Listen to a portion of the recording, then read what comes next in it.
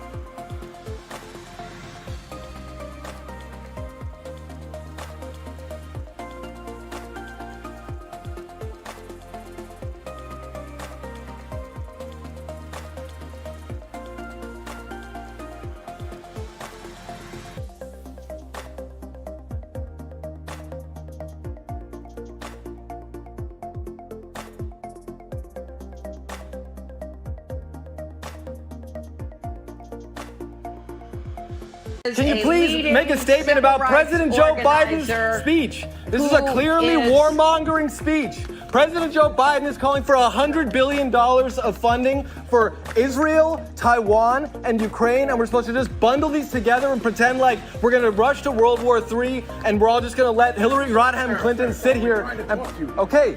I'm yes. sorry. You know, yes. This is not. This is not the way to have a conversation. I'm sorry. If you want to have a conversation, you're welcome to come talk to me afterwards. You can sit here.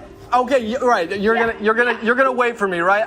Please, I do not believe you. Listen to you, and I will respond. I do not believe you. Respectfully, I do not believe you.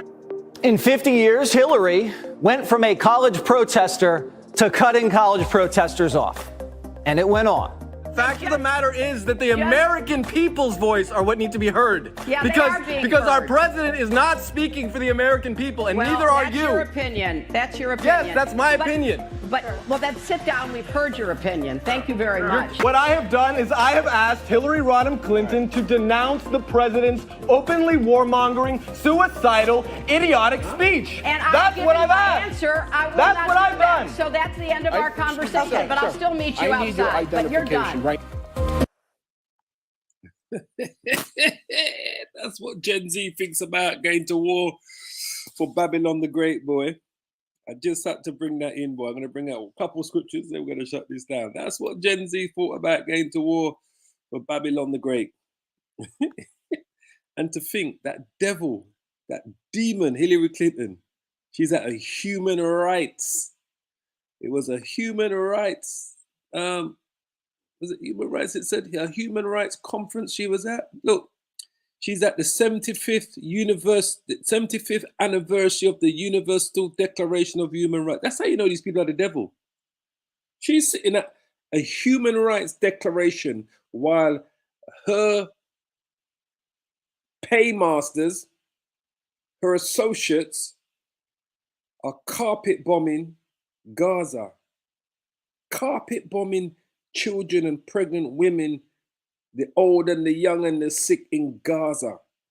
And she's got the balls to be at a Universal Declaration of Human Rights. This was on Thursday. This was 3 days ago. This would have been Thursday, the 27th or the 26th of October 2023. 3 days ago. This is how you know these people are the devil. This is how you know you're dealing with the devil. Because why she's carpet bombing your country and supporting war crimes and genocide, at the same time she's sitting at the Universal Declaration of Human Rights Convention, the 75th anniversary, talking about human rights. She's a devil, man. That's why I can't wait for America and these Edomites to get their judgment. Truly can't wait. So let me just quickly bring out a couple of scriptures and I'll shut this down. I just really wanted you to see that, boy. They're not coming to fight.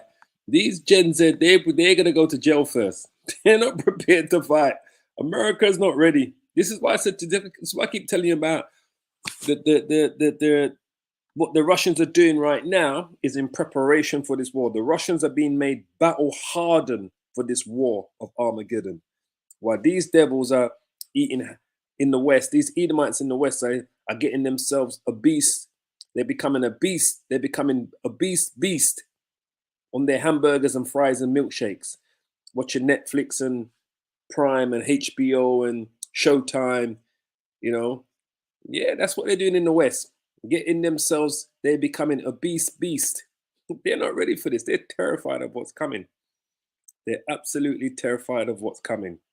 And this is why the scripture says here, Jeremiah 49:22, behold, he shall come and fly as the eagle and spread his wings over Bozrah. It's talking about Yahushai, when Yahushai comes in the midst of this war.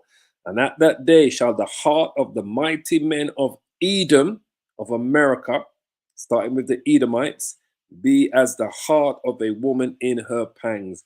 And we are seeing that already. The heart of these men in America, because they're too soft, they're too weak. Did you see it? Did you hear what the other Gen Z said? He said, "Oh, we can be heterosexual, bisexual, transsexual. Why would I want to go to fight the war?" He says, when I can do all of these things. The other one said he'd rather go to jail, mate, and spend 5 years in jail. He said, what's there to lose? He said, free food, free bedding. They're gonna wash your clothes. They're gonna feed you, clothe you. You're gonna get free TV. You're got a free. You ain't got to pay for your rent. You ain't got. He said, why? He said, why would I want to go on a battlefield and get splattered on my first day? He said, he's not going. And that's Gen Z. Generation Z in America, they're not going to fight this war. They're truly going to have to bring in a draft. Truly, because there's no one queuing up to fight this devil's battle, boy. Not of his generation anyway. They're going to have to be so patriotic to want to go and fight for this devil. Let me tell you. So patriotic, all right? Hold on, so to make sure I've got here. We're on the right screen here. And that's what it is. Their hearts. It's beautiful. It's absolute. There's another one. I think is it Jeremiah 50? I'm thinking. There's another one I'm thinking of. I think it's Jeremiah 50.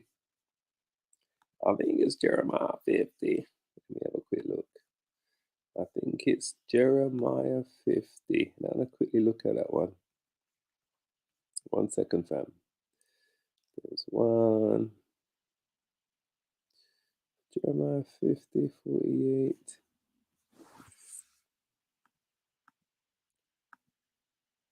Hold on. Yeah, Jeremiah 50, because they're gonna hear that news, boy. They're gonna hear the news. It's Jeremiah 50. Oh man, they're terrified. They're absolutely terrified. Generation Z, and it's gonna get to the point where the king of Babylon is gonna be terrified. Just like this is here. This is talking about the president of the United States of America. Babylon, this Babylon here is talking about America. It says the king of Babylon has heard the report of them, of what? Of the nuclear missiles coming from Russia. And even his hands is going to wax feeble. Anguish took hold of him, and pangs as a woman in travail. So even he's going to have pangs as a woman in travail. Back to Jeremiah 49 and 22, right? I just want to quickly look and see what that word pangs means. 24. Oh, this is the NLT. Look, that's at 22. It says, look, the enemy swoops down like an eagle spreading his wings over Bozrah. Even the mightiest warriors will be in anguish like a woman in labor. If we go back to the KJV, I just want to see what it says for the word pangs. Hold on. Yeah, they're terrified, mate. They're absolutely terrified. And so they should be.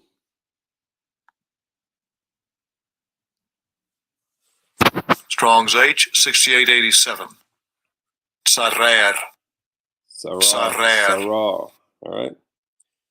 To bind, to tie up, to shut up, to show hostility towards, treat, enmity, vex, harass, to make narrow, for cause distress to, press hard upon, to suffer distress. And that's what you see.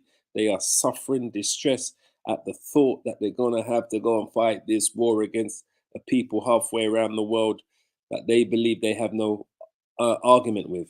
But that's what we're seeing. We're seeing them suffering with distress, beautiful distress, because they are terrified that they're going to have to do this draft. But like they said, boy, that was their response to the draft. They don't want, the scripture says, right? Scripture says in the book of Joel, right? Prepare ye the mighty men, right? They're not prepared, mate. The scripture says here, right? Proclaim ye amongst the Gentiles, prepare war, wake up the mighty men, let all the men of war draw near, let them come up, right? Beat your plowshares into swords and your pruning hooks into spears. Let the weak say, I'm strong. So they don't want to go and face these nations. They don't want nothing to do with this war. Zero. All right. And look where Hamas is. Hamas leaders arrive in Moscow as the Kremlin attempts to showcase its clout. The meetings with high-ranking members of the group that attacked Israel underscored how Russia is trying to present itself as an alternative platform for possible mediation, because the Russians are going to be leading them into this war. A group of high-ranking members of Hamas arrived in Moscow on Thursday, the same day that devil Hillary Clinton was at that human rights 75th anniversary last week, Thursday. Right? A group of high-ranking members of Hamas arrived in Moscow on Thursday, meeting with a senior Russian official in what looked like and a front to the west aimed at demonstrating how the Kremlin still holds sway over key players in the bloody conflict in the Middle East, because the Kremlin's going to be leading them against these cowards from America.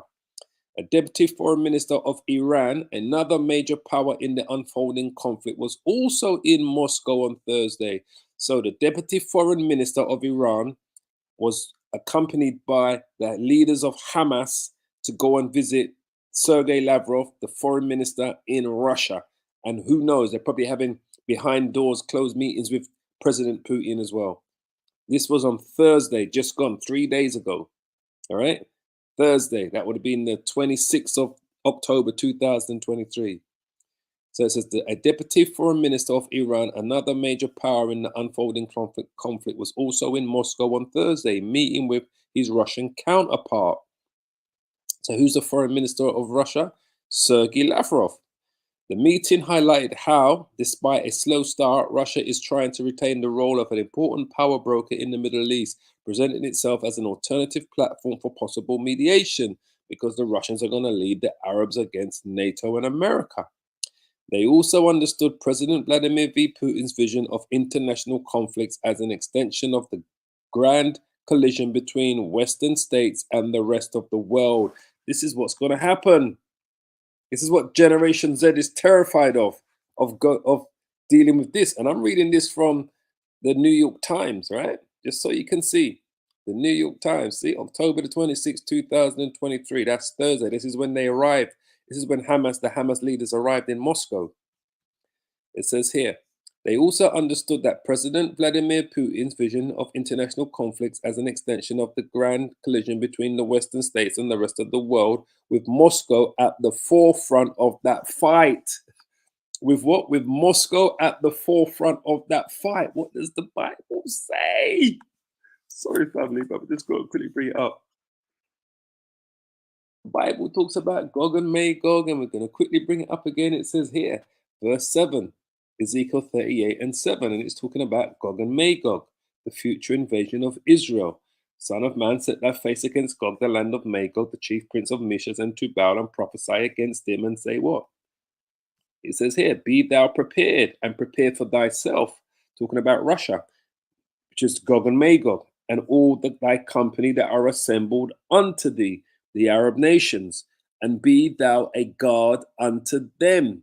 And after many days thou shalt be visited, Russia, in the latter years that we're in right now, thou shalt come into the land that is brought back from the sword and is gathered out of many people against the mountains of Israel, the government of Israel, the troops, the army.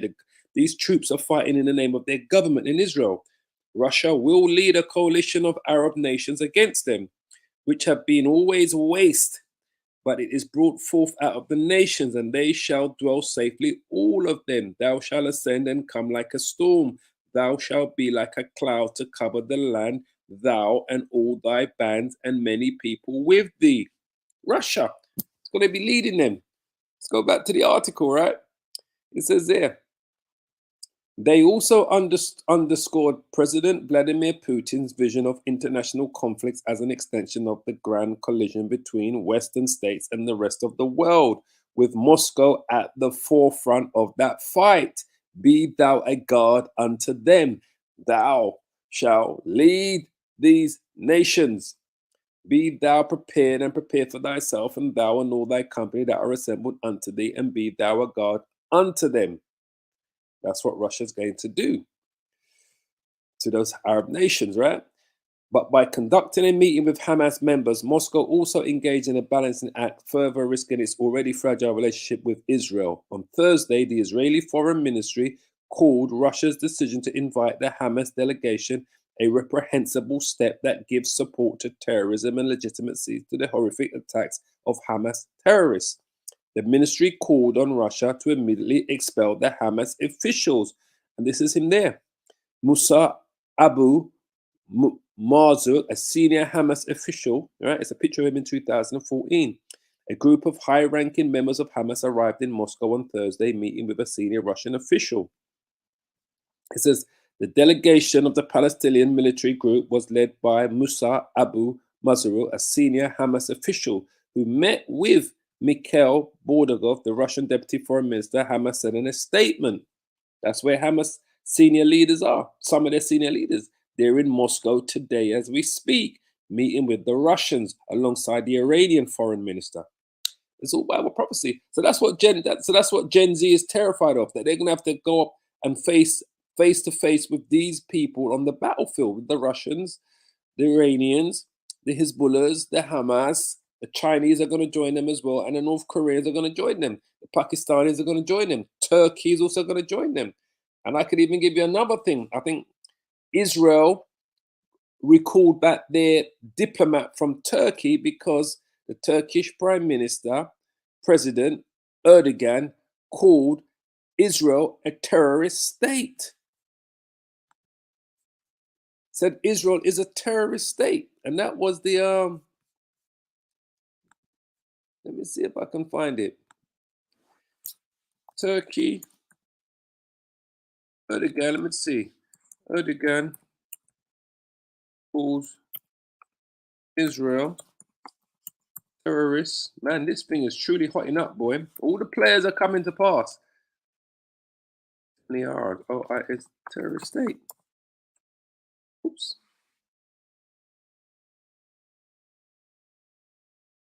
There we go. Look, see it there? AlJazeera.com.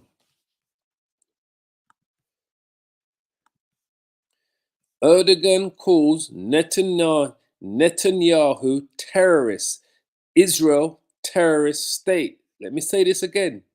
President Erdogan of Turkey, in a massive meeting that he had with his party, in what was tens of thousands of people there, calls Netanyahu terrorists and Israel a terrorist state. Turkish president's comments follow condemnation of Israel's army killing of 17 Palestinian protesters in Gaza. Right? It says here.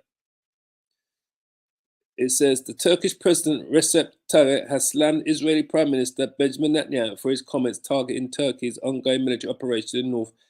So this is all coming out. All right. There was a. Where is it? There's another one I was going to look at as well.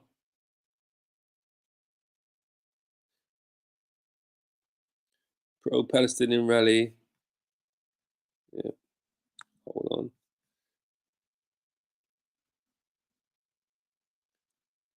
And he also said this as well.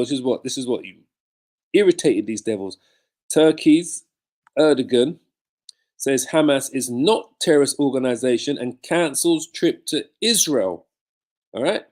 He said that in front of the parliament the other day. These are the players that are going to be on the side of the Russians. Remember, Turkey is a NATO member. But I'm telling you, something's going to happen that's going to cause Turkey to be, and I've been saying this for the last few years, that's going to cause Turkey to be expelled from NATO. Turkish President Tayyip Erdogan, in his strongest comments yet on the Gaza conflict, said on Wednesday the Palestinian militant group Hamas was not a terrorist organization, but a liberation group fighting to protect Palestinian lands. NATO member Turkey condemned the civilian deaths caused by Hamas October the 7th rampage in southern Israel, but also urged Israeli forces to act with restraint in response. All right, and I think today Israel recalls. Let's see if I can quickly bring it up. Israel recalls.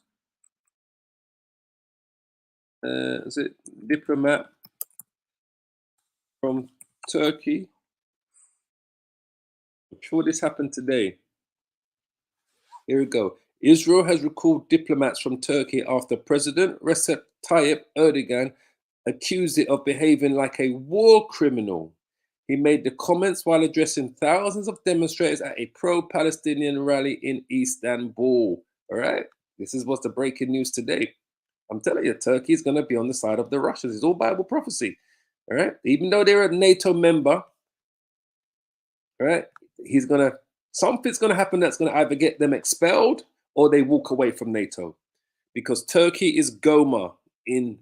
Turkey is this nation here in the prophecy. Turkey is Gomer. That's Turkey. Iran is Persia. The ex-Soviet Union countries are Togarmah. Libya, Ethiopia, and we know that the North Koreans and the Chinese are going to be on the same side. But Turkey is Goma, part of this coalition of countries that Russia is going to be bringing down on these people, right? And if we go back to the article, it says here, Israel recalls diplomat from Turkey in Gaza row. See, 2 hours ago. Israel has recalled diplomats from Turkey after President Recep Tayyip Erdogan accused it of behaving like a war criminal. He made the comments while addressing thousands of demonstrators at a pro-Palestinian rally in Istanbul. The Israeli Foreign Minister Eli Cohen responded by ordering diplomats to return. Prime Minister Benjamin Netanyahu said Israel has the most moral, what a devil, has the most moral army in the fucking world. Sorry for my language. That's how you know these people are the devil. Just got to listen to their language and you know they're the devil. It says Israel has expanded its strikes on Gaza Strip 3 weeks after Hamas launched its attacks. So we know the story, right? It says addressing a crowd of several 100,000 Palestinian supporters on Saturday, which is today, right? The Turkish president said the main culprit behind the massacre unfolding in Gaza is the West. Let me say this again. Addressing a crowd of several 100,000 Palestinian supporters on Saturday, the Turkish president said the main culprit behind the massacre unfolding in Gaza is the West. Who is the West led by? The Americans and NATO. Israel has been openly committing war crimes for 22 days, he said, but the Western leaders, see that, cannot even call on Israel for a ceasefire, let alone react to it, he said. He accused Israel of behaving like a war criminal and accused it of trying to eradicate Palestinians. He continued, he said, of course, every country has the right to defend itself, but where is the justice in this case? There is no justice, just a vicious massacre happening in Gaza. Right? It says it follows a post from the Turkish leader earlier on Saturday on X, which is formerly known as Twitter. Oh, it says it right there, formerly known as Twitter, in which he said the latest escalation had targeted innocent civilians and worsened Gaza's humanitarian crisis, adding, Israel must immediately stop this madness and end its attacks. All right? So moments after President Erdogan finished his remarks at the rally, Israel's foreign minister, Mr. Cohen, said on X, given the grave statements coming from Turkey, I have ordered the return of diplomatic representatives there in order to conduct a re-evaluation of the relationship between Turkey and Israel. It's gone out the window, mate. I'm telling you. Israel's Prime Minister, Mr. Netanyahu, said, don't accuse us of war crimes. If you think that you can accuse our soldiers of war crimes, that is hypocrisy. We are the most moral army in the world. That's what the devil says, right? He says we are the most moral. Anyway, so it's all happening. It's all happening. Gen Z don't want to fight. They don't want to go and volunteer. They're not going to go. They're prepared to go to jail. Turkey is Hamas and the Iranian foreign ministers are in Russia meeting with the Moscow foreign ministers, Sergei Lavrov and the Russian President Vladimir Putin.